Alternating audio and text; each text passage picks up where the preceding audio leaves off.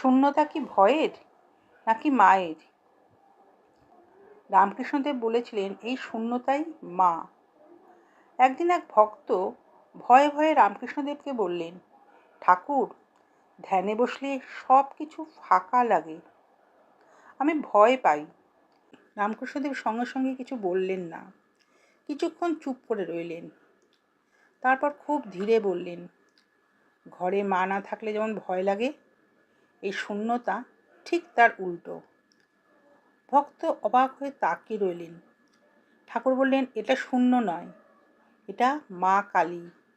তুমি শুধু রূপ খুঁজছো, কিন্তু মা এসেছেন নিরাকার হয়ে। ভক্ত কাপা গলায় বললেন, তাহলে ভয় লাগে কেন?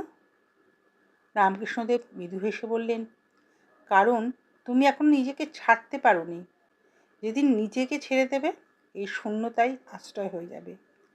সেদিন ভক্ত ভয় নিয়ে এসেছিলেন, ফিরেছিলেন শান্তি নিয়ে। শেষ শিক্ষা, মা কালী শুধু রূপে নয়, শূন্যতাতেও থাকেন।